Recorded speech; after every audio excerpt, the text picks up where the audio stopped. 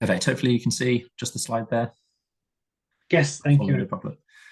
Wonderful. Thank you very much. So exactly as we've just heard, so the plan of this is to give you an introduction basically to what Biodiversity Net Gain is, and critically where it is an opportunity for landowners and farmers, what the positives are, what the negatives are.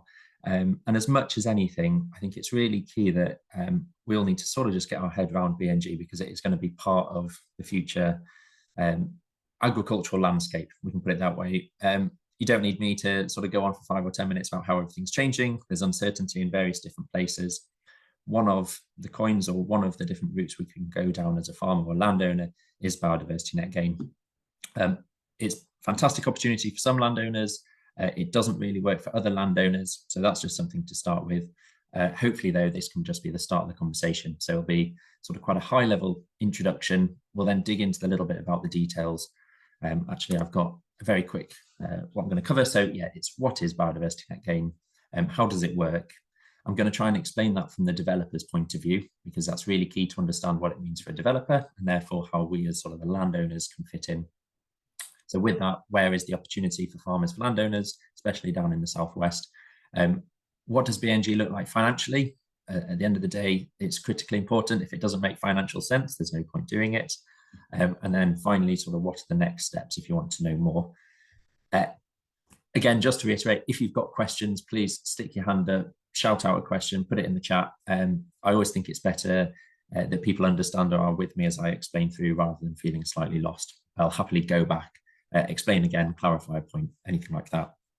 And then the last one, a quick disclaimer, BNG is very new. It's only really coming into force in a couple of weeks. As a result, everything keeps changing in terms of figures and numbers. So this is just for information purposes. If you want to explore BNG, we can then go into more detail about your land, your situation, etc. So a bit of a disclaimer that I keep being told I need to make people aware of. Very quickly, a little bit about myself. So I trained as an ecologist, so a professional ecologist in the past. So I'm part of SIEM, so the Chartered Institute of Ecology and Land Management. Worked as a professional ecologist. I then moved over to Natural England, where I worked on reforming the way that Natural England monitor and report on protected sites. So all the SSSI series. It's a fair statement, I think, to say that SSSI monitoring by Natural England has been pretty terrible for the last 2 decades. My role was trying to upgrade that and make it a bit cleverer, quicker, using things like new technologies. And part of that condition assessment, I then fed into the biodiversity net gain work. So how do we do condition assessments? How does long-term monitoring work? Which we'll cover as well later. More recently, I've then moved over to the Environment Agency, where I'm in the natural capital team there. And that's all about just trying to identify, we know the water environment gives loads of benefits. Can we actually get the evidence to justify those benefits, and therefore make people like DEFRA start spending more money in the right way to improve watercourses? With all of that background, I've then now started recently, so about a year ago, with a colleague and friend of mine, Natural Asset Partners, with a focus on helping landowners and farmers sort of access all these different new funding streams and how we can mix the two together with traditional farming. So basically, we all win over it all. So to dive straight in, so biodiversity net gain, BNG, which I'll probably slip into referring it to, it's a new law for England only, is the first one to be aware of, and it is starting and coming into power on the 12th of February 2024, so 2 weeks' time. Critically to be aware of is that it is actually a law for developers and for development. And at the bottom, sort of the key message of it is that if a developer wants to get planning permission, they need to prove that they will increase biodiversity by 10%. If they can prove that their planning application will deliver a 10% increase at a minimum, then they should be given planning permission, and it's just one of those criteria. So the infographic at the bottom, quite simply to explain, traditionally we go through development where nature will decline and there'll be a net loss. The idea that people are, or developers are wanting to not just be seen as degradation of the environment, so they will produce environment at the same time after a development, so there's sort of no net loss. But net gain, this is where there should be an increase, an active, measurable improvement in the environment as a process of the development. So just to sort of reiterate that one, traditionally development has resulted in loss of nature. So on the left-hand side, could be the red line boundary of a development before, and then the second picture is afterwards. This is quite pretty huge development of a housing estate. Traditionally, ditches, hedgerows, ponds, grasslands are all lost. From February, however, and when Biodiversity Net Gain comes into power, developments must leave the environment in a measurably better state. So what's going to change? So in order to gain that planning permission, so before a single spade or sort of tractor enters the land, a developer has to show there will be an increase in biodiversity by 10%. So in order to do that, there's certain steps a developer has to go through. So the first is that they will need to measure the biodiversity worth of the land before the development. So on the left-hand side, most of it, there's arable, there's hedgerows, there's probably some watercourses. They will then have to measure or sort of predict the biodiversity that will occur after the proposed development. They'll calculate that change, and then part of the planning application, they will prove that that is a 10% net increase. That increase, critically, has to be maintained for at least 30 years. So hopefully this will stop developers coming in saying, oh, we'll do the most fantastic environmental project, we'll create all of these habitats. As soon as they've got planning permission, walking away. It's better than that. They'll be locked in and they'll have to prove that they are producing those habitats to the required condition in the state that they said for a minimum of 30 years. So probably the first question, the main question everyone asks, like, how is biodiversity measured? To be completely frank, you can't really measure biodiversity. I always find it, if I'm completely honest, a slightly misleading title to call it Biodiversity Net Gain. A better way, I think, to look at it is actually about habitat net gain. So the way that biodiversity is measured through BNG as legislation is measured using habitats as a proxy. And what we have are 4 different variables that go into that about the habitat that will tell you or spit out the biodiversity worth. So quite obviously the first one, habitat type. Different habitats support different amounts of biodiversity. Some are better than others, some are worse. The amount of habitat, quite clearly, the more you have the habitat, the more biodiversity, self-explanatory. We also then have the habitat condition. So if a certain habitat is a good condition, let's take a woodland. If it's a monoculture of, I don't know, like pine, it's probably, well, it will be pretty bad for biodiversity compared to a native woodland that has glades, it has different age classes of trees, it's got a strong understory, etc. So habitat condition. And then the last one is called strategic significance. And this is all about the idea of where your habitat is in terms of the wider landscape will also improve its biodiversity worth. So if your habitat, for example, is connecting to woodlands, it would be a habitat corridor. That specific same area, same condition would be better for biodiversity than the same woodland if it wasn't connecting to different woodlands. It's all about the location. Using these 4 different variables about the habitat then spits out, using a thing called the metric, which I'll move on to, the biodiversity worth of a land. And it expresses the biodiversity worth in terms of BNG units, and that becomes the measurable increase. So when a developer wants to wants planning permission, they will have to show a 10% increase in these BNG units. So how are those BNG units calculated? So as I said, there's those 4 variables I just covered. Natural England have developed what's called the BNG metric. So it's just an online tool, it's a spreadsheet you download, where you put in your different habitats, you put in the extent, so the amount of it that you will have, the amount you'll have, it will auto-populate its distinctiveness, you'll add in the condition, and what it'll do on the right-hand side, it'll spit out the total number of BNG units. So almost just reiterate back from the developer's point of view, they'll do this before development, they'll then do it again with their proposed development, and they'll have to show, so at the bottom here, that there's at least a 10% increase in habitat units, a 10% increase in hedgerow units, and a 10% increase in watercourse units, which again, I'll touch on a bit further. So hopefully that's quite simple as an idea, an overarching principle. It gets slightly more complicated. So the first one to mention is what I just alluded to then, is that there are 3 different types or groups of habitats. Each of them are treated completely independently. So we have area habitats, so the vast majority, so woodlands, grassland, heathlands, for example. We have hedgerows, so all the different types of hedgerows from line of trees all the way up to sort of the traditional bank hedgerows we have down in Devon. Also then watercourses, so ditches, rivers, streams, culverts. And a developer must increase each of these different groups by 10% in order to get planning permission. So it's not just 10% increase in BNG units, it's a 10% increase in BNG units for habitats or area habitats, hedgerows and watercourses. So a little bit more, that's the first level of complication, let's express it that way. The second one is that not all habitats are equal. So different habitats, again, as mentioned before, so some are better for biodiversity than others. And the way the metric deals with this is that each habitat type is classified, and then they are grouped into what's called distinctiveness. And that goes from low, medium, high, and very high. So ancient woodland is one that is probably very high in the metric. If you've just got things like a cereal crop field or temporary grass, it's probably very low distinctiveness, and that should reflect the biodiversity worth of the habitat.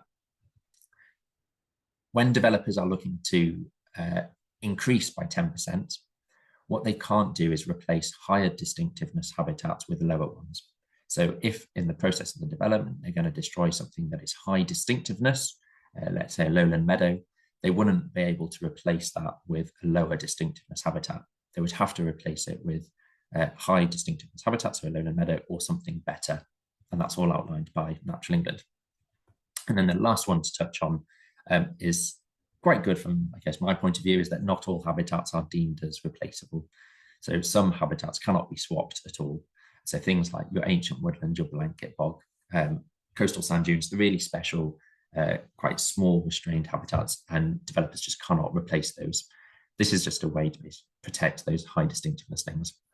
Most of them are already protected by other laws, but included in Biodiversity Net Gain. So when a developer is looking for planning permission, there's something that's called the mitigation hierarchy and the approach they have to adopt. So firstly, and the core reason for Biodiversity Net Gain is that they have to show that 10% uplift in BNG, so show a 10% increase in BNG units on site, so within their red line boundary. They can do that through habitat creation, enhancement, landscaping, other things like green infrastructure, so green roofs. All of these will be put into that metric I spoke about earlier, and it'll spit out a benefit or spit out a BNG unit worth.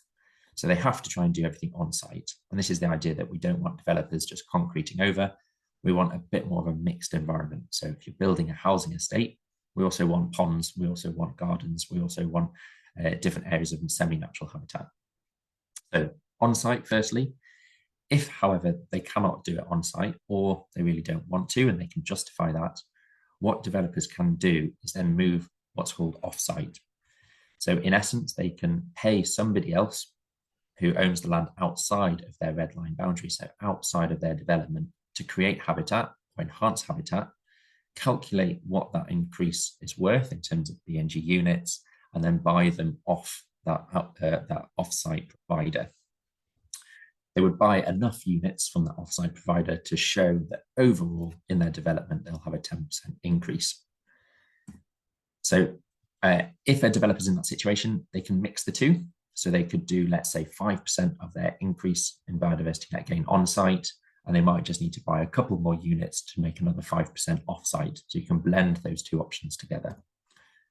The very last one to mention is that if a developer can't do 10% increase in biodiversity on-site, they can't find anybody off-site to buy those units off. There is a last resort, and that's what's called statutory credit. And this is, you basically just have to pay Natural England a set fixed amount of money. And I think the idea really here is what they don't want, they being Natural England and DEFRA, they just don't want biodiversity net gain to be the reason that development stops. You can imagine the Daily Mail and the headlines already. So what they've just put in is a thing called statutory credit, where if you can't do your 10% increase, you can essentially just pay for units from the government. But that is very much a last resort. Something to now sort of bring in, so there's the complexity in different types of habitats and which habitats you can trade units for. Another thing to talk about is basically is spatial multiplier. So if a developer needs to buy off-site BNG units, so that middle option we had before on the previous slide, where they are buying those units from is really important. So if a developer, let's say, needs to buy 10 BNG units to get planning permission, they can either produce 10 more units on site, or they can buy 10 off-site units from a landowner, but that landowner has to be within the same local planning authority or the same national character area. If they can't find anybody in the same local planning authority or the same national character area, they can buy it from a neighbouring local planning authority or national character area. However, if they do, they have to buy 1.5 times as many BNG units to get their 10% increase.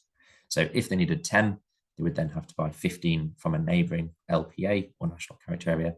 And if there's nobody neighbouring, then they can go outside that, but they'd have to buy twice as many units. The idea of this is basically to get over the problem that carbon credits have. I mean, carbon credits, the best of time, is a bit of a Wild West, where you are buying from, let's say, Indonesia. Biodiversity net gain is very different. You have to show that you are buying BNG units, so that habitat improvement is local. The idea being, and you can sort of see the benefits of that. It's trying to keep different distinctiveness of habitats within areas. So what I've done here is to try and illustrate this a little bit with, take an example from Devon. So let's say the red mark in the middle is a developer, and that developer needs 10 more BNG units to achieve a 10% increase and therefore to get planning permission. They can change their planning application so that they produce more habitats on site, and that might produce 10, in which case, perfectly happy. They don't need to go off site. If they need to go off site, they could get 10, and that would be from the same local planning authority or the same national character area. So in this case, from West Devon Local Planning Authority. If, however, they couldn't, and they had to go to a neighbouring local planning authority, again, there's that punishment of 50%. So therefore, they would have to buy 15 units from everywhere that's in the lighter green. And if they couldn't do that because they're neighbouring, if they couldn't do that, they'd have to go more than a neighbouring away. So this is where we're talking about into Somerset, they would have to buy 20. It's not just the local planning authorities, it's also your national character area. Hopefully that makes sense. So if you're a developer, you're the red mark, you need to buy 10 units to get planning permission. You can either buy 10 from somebody within the same national character area, so the Clun here, or West Devon LPA, or you can buy 15 from the lighter green, so they're the neighbouring local planning authorities or national character areas, or if you can't do that, you then have to buy 20. This is trying to keep nature improvements local. Can I ask a question? Of course, Chris? please do. So, national character, I'm a bit confused with the national character areas and the LPA. Is it an either or it's a really good question. It's either or. So you can, when you're buying those units, it doesn't matter if you're buying units from within the same local planning authority or it's the same national character area. They sort of sit on top of each other, if that makes sense. So in essence, for a developer, increases the geographical area that they could buy units from. And when you're purchasing them and you're going for planning permission, you'll just have to say, this is in the same national character area, show a map and justify that. Or you would say it's in the same local planning authority and justify that. Okay. That makes sense? So, yeah, and also, as soon as the questions come in, I'll take the questions come in then first, which says, from Robin, your map shows the Mendip LPA. We are now unitary in Somerset. So is it the Somerset Council area or the old LPA areas? Good question. Sorry, good question. It will be the new ones. So I made these I made these maps a few weeks ago and just pulled the data off DEFRA sort of data portal. They've just probably not updated, but yeah, it's a really good point. It will be the new maps. So whatever is the new planning authority, it will be their shape files, if that makes sense, or their different geographical areas. National character areas definitely don't change as much. But yeah, sorry if I pull it up there. So I'm guessing because some of these have become unified, in which case you just treat them as one. Very quickly from here. So this is all looking through the lens of a developer. If you're the landowner, you can look at it in the very same way where wherever your land is and wherever you're producing units, you might want to look at where development might take place. So for example, if you were a landowner, let's say where the red mark is, any development that occurs within West Devon LPA, you could sell to on a 1-to-1 ratio. Anybody within the clum, you could sell to a 1-to-1. But as soon as you start going away, they would have to buy 15 off you, and therefore you can imagine they would try and avoid doing so because they want to save their money. But it's a good way to look at where you're located, where there might be lots of development, and therefore lots of people to potentially buy the units off you. So to pull it all the way back, what this has done and what Biodiversity Net Gain has produced is essentially a marketplace. And this is a marketplace all about that middle bit of the previous slide that circled, so off-site units. So we have a demand, so developers who are needing BNG units. We also have a supply, which would be farmers or landowners who are producing them and then selling them. Nobody really knows how this marketplace is going to work. At the moment, there's very few landowners who have produced BNG units, so the supply is very low. At the moment, there is no real demand, but in a couple of weeks' time, suddenly there will be a lot of demand. And as a result of that, we're expecting BNG unit prices to be high. And you can imagine it then moves into sort of traditional market powers of how much supply versus how much demand. So where is the opportunity? Hopefully the way I've almost explained it through, you can start seeing where the opportunity is for a landowner or farmer.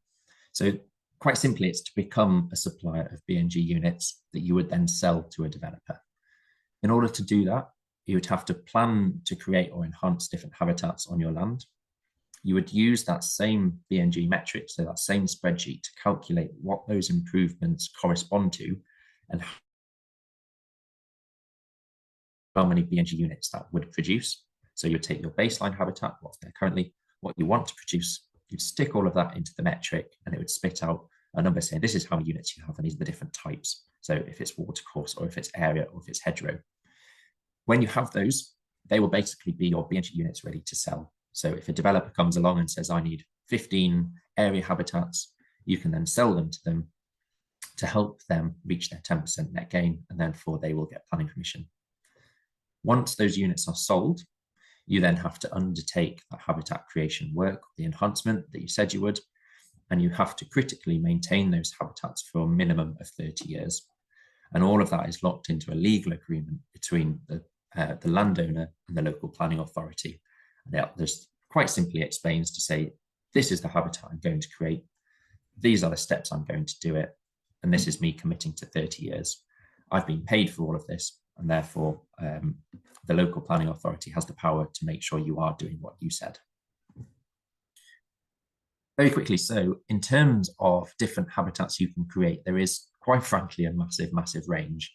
So this is all again within that same metric. So first thing to be aware of is different habitats produce different numbers of units per hectare. So you have, as I mentioned before, if you've got really good condition habitats, they'll produce more units, and you have the different distinctivenesses. I've just pulled up an example here of you have your broad habitat type, so grassland, and then just a quick screenshot of some of the options of the different habitats you can create that are within the broad habitat group of grassland. And you can see this huge variation. I've just gone through this. There's actually 132 different habitats that you can actually create. All of them, however, have different numbers of units that they generate. But this is where it can get interesting. So you can start looking at your land. What habitats can I create from an ecological point of view? What habitats can I sort of integrate into my farming practices? And then work out what works best for you. Also then look at how many units that creates. You can start deciding if it's viable and if it's something you want to explore further. So just almost to go over it all again, once you've chosen your habitats, you'll put those into the metric. So it's exactly the same one as the developers use. You'd say how much area you want to make of this habitat. Automatically, it'll tell you what the distinctiveness is. You then put in the condition of what condition you want that habitat to get to. And using those variables, it will tell you how many units you will produce and therefore how many you can sell. The two key choices you would have as a farmer are what the habitat is, and then also what the target condition is that you want to achieve. The higher, the better the condition, the more units you get, of course, but with that, potentially the land management is more difficult and more expensive. So a little bit of extra information about this metric. So how it works is that it actually incorporates risk. So if there are habitats that are really hard to create, so things like really species-rich heathlands that take very long times to establish, it has a risk multiplier in there, so it reduces the number of BNG units you would create. So that's just a little bit, so that's one thing about the risk. Also the distinctiveness, it talks about how hard different habitats are to create. And the ones that are easier, you get more units because there's less risk, and therefore there'll be better, on average, benefits to nature. So a quick example, so what I've just put at the bottom to try and bring a little bit of perspective to all of this. If you had, let's say, 1 hectare of arable land, and you wanted to convert that to neutral grassland, so just a traditional hay meadow, and you said, I want to reach good condition for that hay meadow, the net increase of units would be 6.4 units. And therefore, you would have 6.4 area habitat units to sell on the open market. I've just added this in to show what the variation looks like. So on the left-hand side are different habitats, and on the right-hand side, these are the number of units you get for either creating or enhancing. Don't worry too much about the detail. I can sort of send this if people want to explore it, but it's just to show that different habitats you make, you get different numbers of units, and therefore potentially a bigger or smaller revenue amount you can generate from a developer. So the obligation, and this is where it needs to be really clear on what actually you would be signing up to and what you would have to do to become an off-site provider of BNG units. So if you're going to sell the BNG unit, you are responsible for the creation and maintenance of that habitat for 30 years. That's the bottom line. Part of that also is that you have to produce condition assessments and send those to the local planning authority, and that has to be done by a professional ecologist. And that essentially is just to audit that you are creating the habitats you said you were, and you are doing what you've been paid to do. The local planning authority can also inspect at any time. So it's very unlikely, but if for whatever reason they have a tip-off, let's say that Joe Bloggs has been paid huge amounts of money to create these lowland hay meadows, but it still is being used for just arable or cereal crop, they can then come and inspect you. With the money you get, so this is really important, so the money the landowner receives from the developer for selling those units, firstly, it is all upfront. So the developer will pay a total 1 lump sum, and that will be your money then to spend over 30 years. That will need to pay for the habitat creation works. Obviously, it will vary in how much that is for different habitats you want to create. So it could be the tree planting, the reseeding. It could involve things like nutrient stripping, if you've got too many nutrients to produce a wildflower meadow that you wanted to do, etc. It also has to pay for 30 years of appropriate management and all the variations that might come with that. So ensuring you've got the correct grazing regimes, if you've got huge amounts of ragwort or whatever, weed removal, scrub clearance for 30 years to maintain the habitat in the condition you said. The other elements that you would have to pay for from that initial pot, so the legal documentation is probably, frankly, quite small. It's just one legal agreement with a planning authority, but just to mention, because we want full sort of transparency and clarity, as I mentioned, those condition assessments. So how frequently you have to do these is flexible. I've just put in here, which was an early indication by DEFRA, that they would expect a condition assessment to be done in years 1, 2, 3, 5, 7, and then get less frequent as time goes on. And they would have to be done by a professional ecologist and sent over to the local planning authority. And the last one, which is basically summing together the unknowns. So you are being paid to create the habitat in the condition that you've specified. If something goes wrong and it's your fault, you would have to pay for remediation work. Where it gets slightly blurry is what happens if it's not your fault. And this is where I guess we're waiting for better clarity from DEFRA. But at the end of the day, you said you'd create these habitats, you're taking on the risk, you would have to pay to create them. So, and just to reiterate, the landowner or the farmer would go into a legal agreement with the local planning authority to deliver those habitats they've specified. There is the other side, so with time, the expectation is it won't be a local planning authority that you go into an agreement with, it will be what's called a responsible authority. And that's expected to be people like the wildlife trusts will come in and start acting and doing this role on behalf of the local planning authority. So financials, and the first thing to mention with all of this is off-site BNG unit sales is an open market, and therefore BNG units do not have a fixed price. The supplier, so the landowner or the farmers yourselves, would negotiate what that price is for the unit with the developer, and that will be privately agreed with. The local planning authority don't get involved at all. So considerations taken from, I guess, your guys' point of view as the farmers is the types of habitats that you are producing. So are they area habitats, watercourse, and hedgerow? And as I mentioned before, they trade all independently. So developers will need these different types of units, but the costs of them, because of their amount of them in the marketplace and the supply, will vary. So that's the first consideration.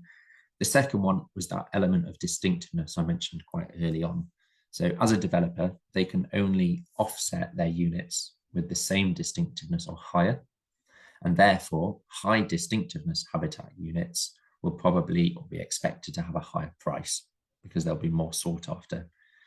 A quick example to illustrate this: so if a developer might say they might need 3 area habitat units of medium distinctiveness, you would be able to sell them medium distinctiveness area habitats of medium, high, or very high.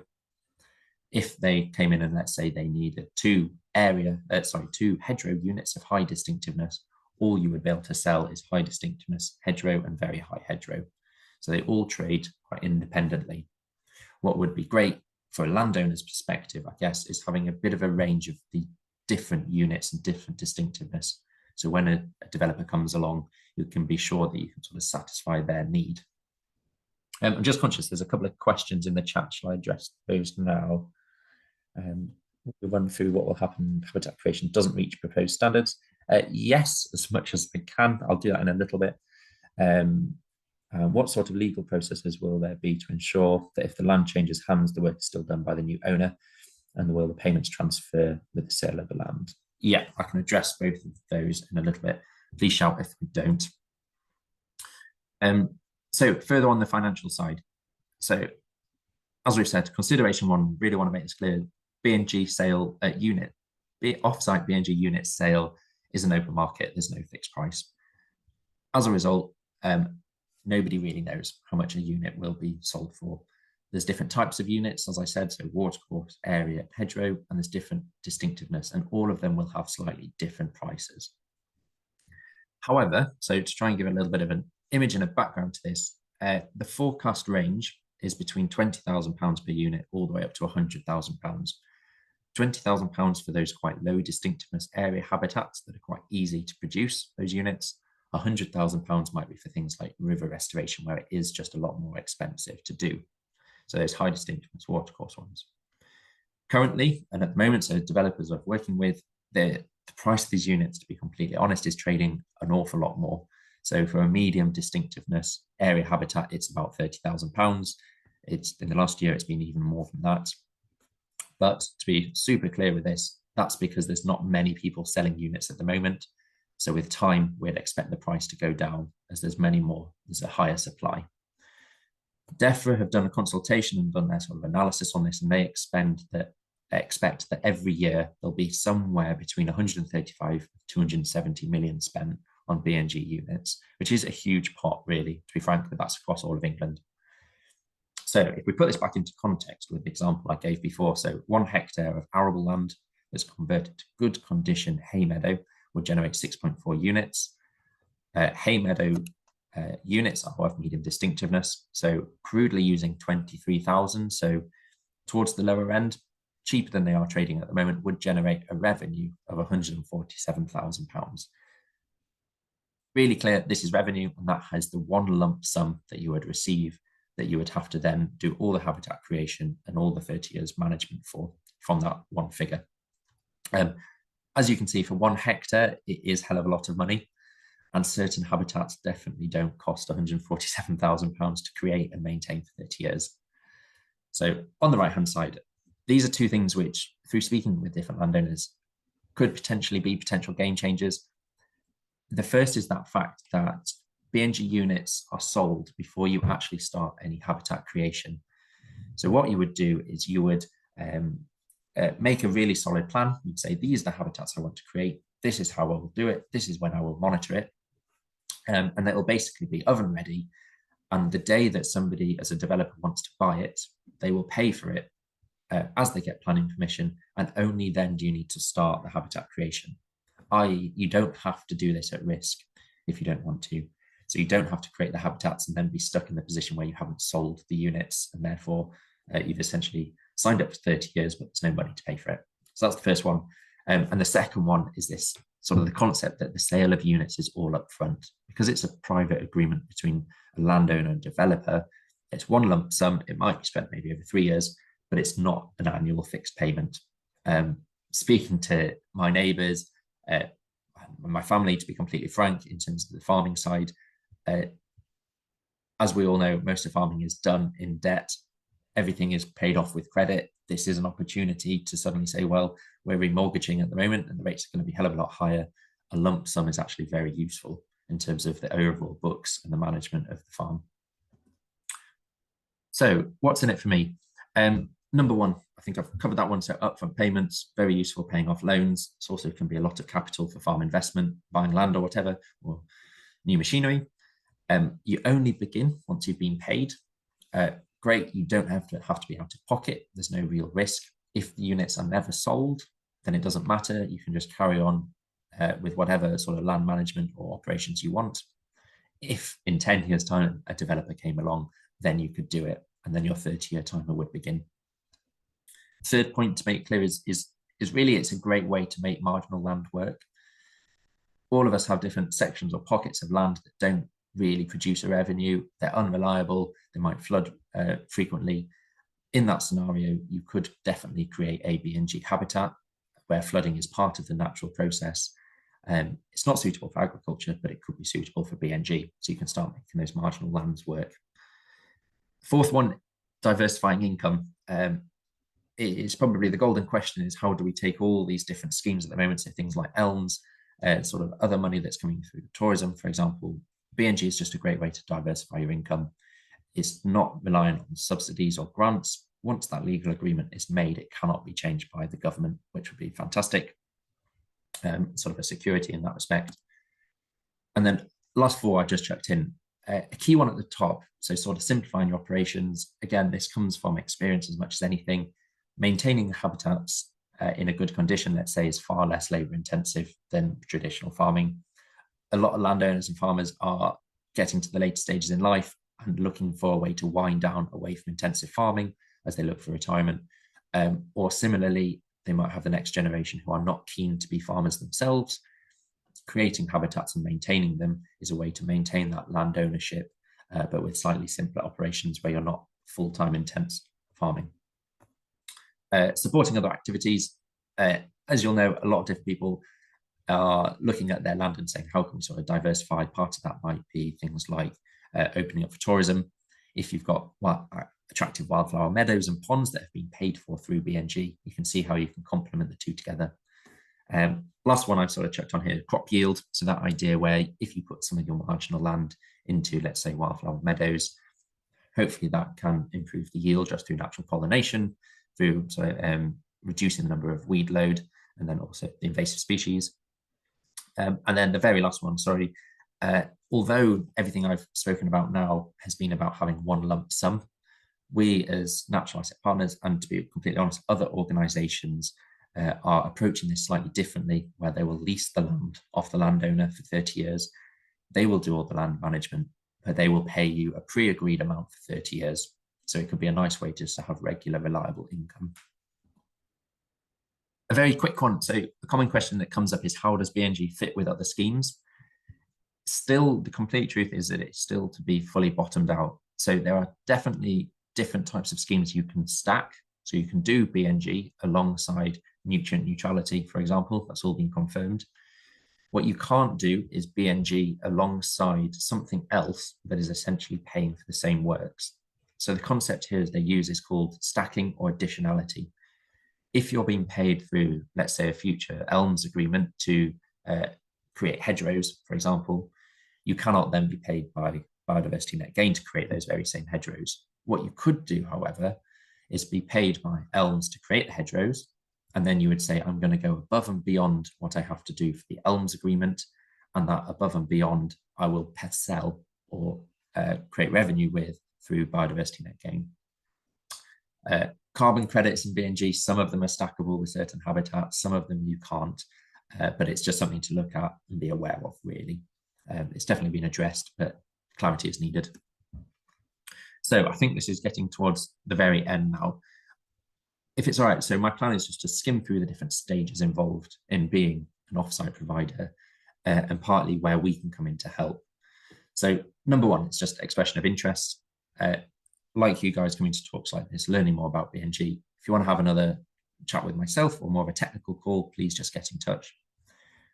Usually then we move into initial scoping or feasibility. So what's your land situation? What habitats could you create?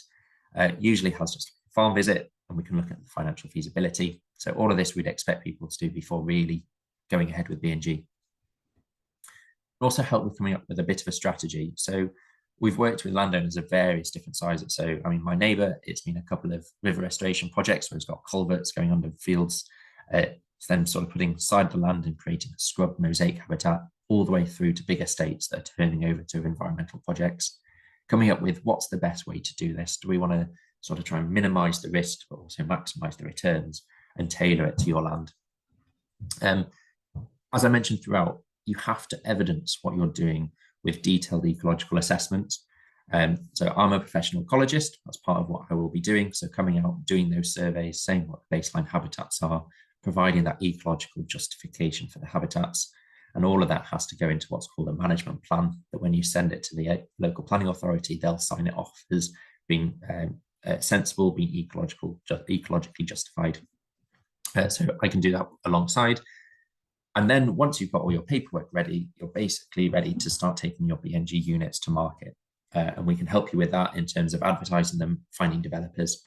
So I started Natural Asset Partners with a friend of mine from university who's in the development world. His role really on the agreement is to find the developers, get them lined up. My side is to work with landowners to produce the units ready for those developers, and we can hopefully match the two together. The sale and legalities, so that would be the step that before you sell, you have to get done. That's making that legal agreement with the local planning authority and registering the units with Natural England can help with all of that. Then what I've put in here is the payment. So the current plan we have for Natural Asset Partners, and completely to be varied with different circumstances, is that we're sort of looking to go down a profit share model, meaning that we will help with all the preparation, all those baseline surveys, and only when you sell your units and only when the money really is in your bank will you then pay us, and it'll just be a sort of a percentage of the profit. The idea being that hopefully then you'll never be at risk. If you never end up selling any units, you haven't forked out for us to come and help create those surveys and all those management plans, etc. Once payment's gone through, you've found your developer, they've paid you, you've made your agreement with the local planning authority, then the habitat creation has to begin. We're looking basically to look at this in various different ways. So some landowners just want to do all of it themselves. We can just be there on hand if you want a conversation about something technical, all the way through to other landowners are sort of asking us to be much more involved. So we're helping find contractors. If it's local to me, I'm actually going to take on some of that land management myself. Don't want to sit behind a computer or a laptop the entire time. Once habitat creation has started and begun, it's then that long-term management. Very much the same. You'll need and you'll be committed to producing that habitat for 30 years at that condition. We can help being on hand to really support that, as well as potentially undertake some of the management for you. And then the very last one, part of that agreement is making those regular condition assessments. So again, we can help with those. We can get those done. We can do all the paperwork and send off those official condition assessments to the local planning authority, and then work with you to fix things if they need fixing. I think this is the last slide. So just some of the dates. So Biodiversity Net Gain comes into power in 2 weeks' time, so the 12th of February, and that's for all major developments. A couple of months after that, it will then be expanded to small sites. So that's much more smaller house builders will then have to do and show a 10% increase. And then finally, national significant infrastructure projects, so the NSIPs, they go live in March 2025. I think the reasoning behind that really is that DEFRA want to make sure there's plenty of suppliers available and ready when national significant projects come through, just so that's not halting and holding back development. And that's it. So shall I, first thing I might do, address the questions in the chat. Yes, how are we please. doing with time? Do that, yeah. Sorry, I've gone on quite long, haven't I? So let's go back.